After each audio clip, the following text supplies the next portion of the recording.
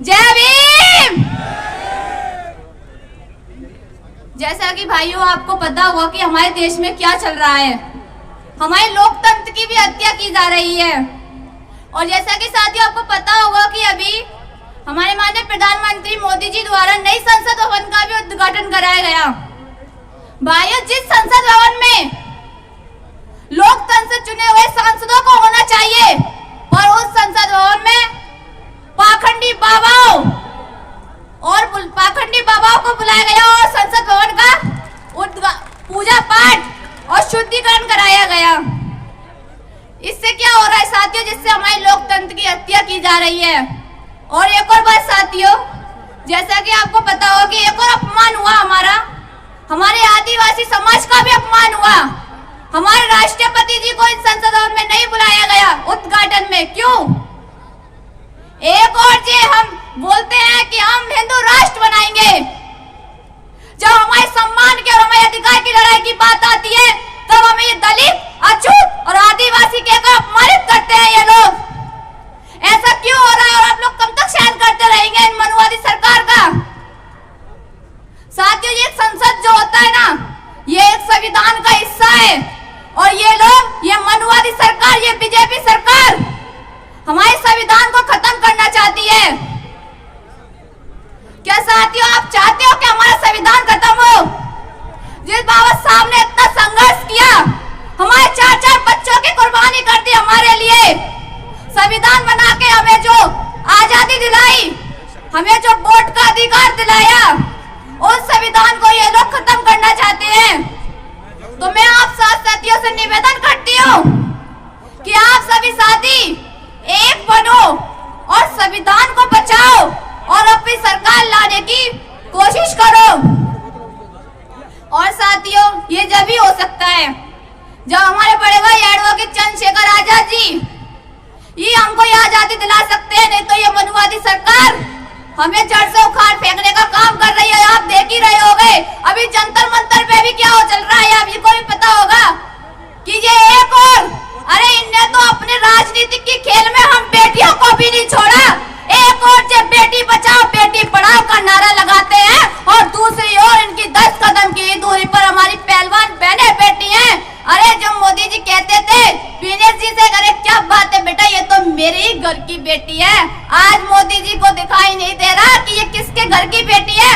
उन बेटियों ने न्याय के लिए आवाज उठा ली तो उन्हें एक जात का बोल के अपमान कर रहे हैं और बोल रहे हैं कि इनको विपक्षी लोगों ने बिठाया है। क्या बात है मोदी जी, आज आपको नहीं दिख रहा है कि बेटी अपनी न्याय के लिए बैठी हैं? आज इन बेटियों को न्याय चाहिए तो ये न्याय नहीं दे रहे हैं, संसद में बैठकर जश्न मना रहे हैं। और संसद में जश्न मना रहे हो जिन संसद में पाखंडियों को बुलाया जा रहा है, बाबाओं को बुलाया जा रहा है, क्या यही चलेगा? आप चाहते हो कि यही चले?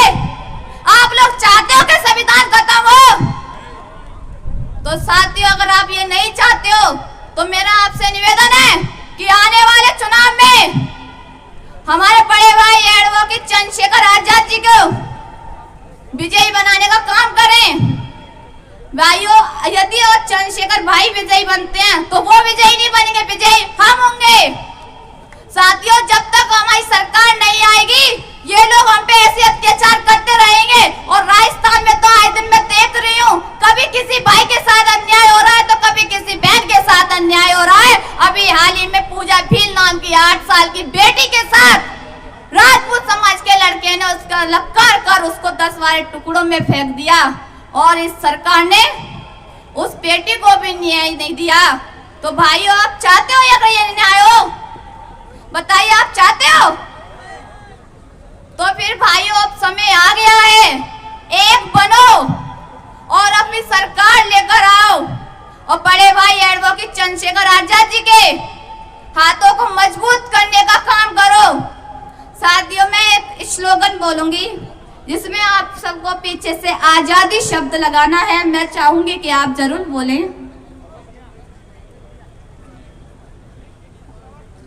मनुवाद से लेकर रहेंगे हम आजादी, ब्राह्मणवाद से लेकर रहेंगे हम आजादी, छुआ छूट से लेके रहेंगे हम आजादी, पाखंडवाद से लेके रहेंगे हम आजादी, संकल्प हमारा आजादी, क्या चाहते हैं हम आजादी, बच्चे मांगे आजादी, आजादी, अब तो माता भी मांगे आजादी, आजादी, पुरुष भी मांगे आजादी, तुम जेल में भी डालोगे फिर भी लेके रहेंगे, आजादी, ये बीजेपी और कांग्रेस सरकार से भी लेके रहेंगे आजादी।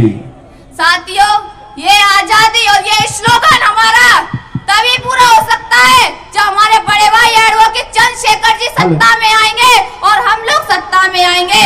जब ये हमारा स्लोगन पूरा होगा तो मेरे भाइयों आपसे निवेदन है कि प्लीज आने वाले चुनाव में बिकने का काम आप ना करें, और जो हमारी भोली वाली माएं और बहनें होती हैं वो तो बहुत जल्दी इस सरकार, जो मनुवादी सरकार है, मनुवादी लोग हैं, उनके झाके में आ जाती है।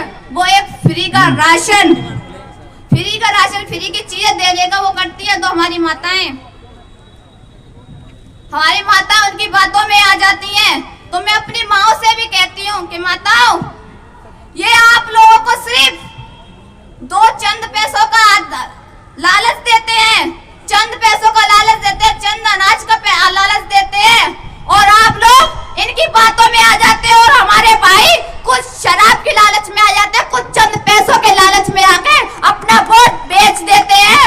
अरे मेरे भाइयों, आप वो वोट नहीं बेचते, अपना ईमान बेच देते हो, और 5 साल के लिए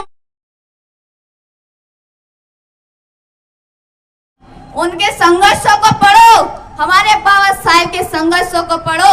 आज एक बात और मैं आपसे बोलूंगी कि जो हमारे बाबा साहेब जब संसद में गए, संसद से बाहर आ रहे थे, तो बाहर कांग्रेस के एक नेता आचार्य कृपलानी जी उनसे मिलते हैं और कहते हैं हमारे बाबा साहेब से, क्या बात है अंबेडकर, आज तो तुम बड़े खुश नजर आ रहे हो। तो हमारे बाबा साहब ने कहा कि हाँ मैं खुश हूं, क्योंकि अब राजा रानी के पेट से नहीं, मतदान की पेटी से पैदा होगा। तो साथियों, और बाबा साहब ने यह भी कहा कि आज वो वोट का अधिकार, हक और अधिकार मैंने अपने पूरे बहुजन समाज को, जो मेरा 85% बहुजन समाज है, मैंने उसको दिलाया है। साथियों, तो इतने में आचार्य जी बोलते हैं कि अम्बेडकर तुम ज्यादा खुश मत हो, क्योंकि ये तुम्हारा समाज है ना, एक कुछ चंद पैसों में आके, लालच में आके बिक जाएगा, और तुम्हारी समाज का वोट हम खरीद लेंगे और हम फिर से अपनी सरकार बनाएंगे। तो बाबा साहब ने कहा, हाँ मुझे पता है कि मेरा जो समाज है वो लाचार है, बिका हुआ है, बिक जाएगा और उसका वोट तुम लोग खरीद लोगे। पर जिस दिन ये मेरा समाज, जिस दिन ये मेरा बहुजन 85% जो मेरा बहुजन समाज है जाग गया ना, उस दिन सबसे बड़े भिखारी तुम नजर आओगे, मेरे समाज के आगे पैरों के आगे गिड़गिड़ाते नजर आओगे। और तुम, जिस दिन मेरा ये समाज जाग गया ना, उस दिन ये मेरा समाज तुमको ये भारत से फेंकने का काम करेगा। इसलिए साथियों, अब समय आ गया है कि बहुजन राज स्थापित किया जाए, बहुजन समाज स्थापित किया जाए, और दिल्ली की गद्दी पे नीला झंडा लहराने का समय आ गया है। तो साथियों, एक बनो और दिल्ली की गद्दी पे नीला झंडा लहराओ और अपनी सरकार लाने का काम करो। अगर आपको अत्याचारों से अगर आजादी चाहिए तो अपनी पार्टी को लेकर आए, अपनी सरकार को विजयी बनाएं। सभी सम्मानित साथियों को मेरा क्रांतिकारी जय भीम।